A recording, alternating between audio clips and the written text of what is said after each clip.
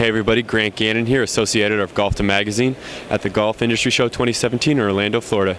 Here with Steve Tubbs of Turf Merchants. Steve, thank you so much for taking some time with us today. No problem. Thanks for having me. Yeah. So you're up in Oregon. You're in the seed market. Can you kind of compare the seed market today to where it was 5 years ago? I'll sure try. Of course, when the economy crashed about 09 and 10, big changes in the seed business. Guys started cutting back on rates, overseeding rates. They stopped overseeding roughs, referring to it as the Lynx look. And we realized that that business was never coming back. There's water issues, there's just all kinds of issues. So we started adapting our breeding program to focus more on sustainability of grasses, less water through our Turfgrass Water Conservation Alliance, less inputs, less fertilizer. Salt tolerance is becoming a huge issue in a lot of places where they have to use effluent waters.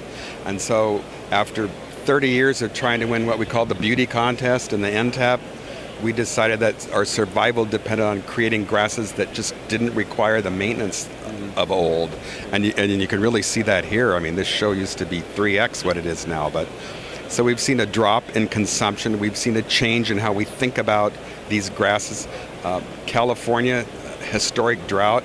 Boy, did we learn how to sell seed to people who didn't have any water. I mean, we got to clear the decks and start over and lawns are taking this hit that they're unfriendly, and they purify the air and they filter water, and the first thing people do when there's a drought is they take their lawns out.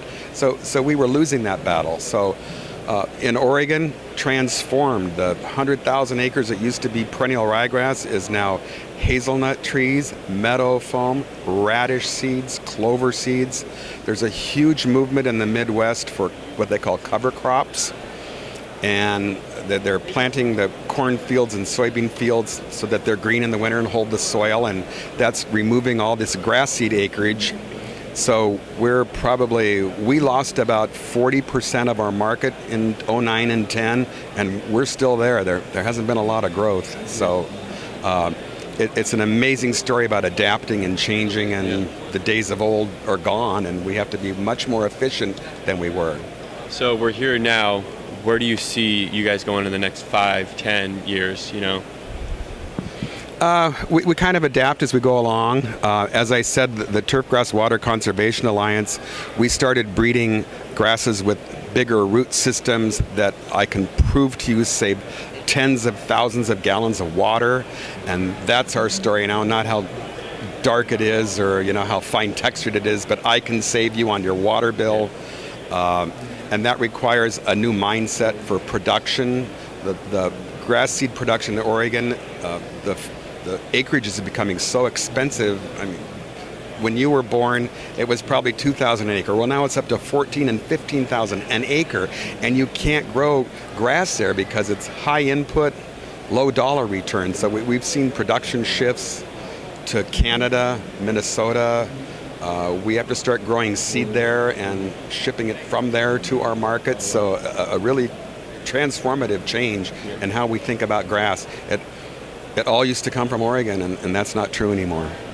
Well, and if people want to learn more about Turf Merchants, where should they look you guys up at? We have a great new website at turfmerchants.com. It's mobile friendly. Another thing coming of age, we had to completely throw out our old website because most everybody looks up a tech sheet here now, and you have to be able to download it, and we couldn't do that. And so now we're Facebook friendly and trying to be more customer friendly. It's unusual for us at this show because we don't sell superintendents direct. We sell to distributors. So the superintendent really isn't our audience. We just want to present a face for our distributors to point people out. So Turf Merchants, Turfgrass Water Conservation Alliance is twcga.org. Great information there about the improvement in drought-tolerant grasses, and that's a really good start. Awesome. Well, thank you so much, Steve, for spending some time with us today, and Grant Gannon signing off from the Golf Industry Show.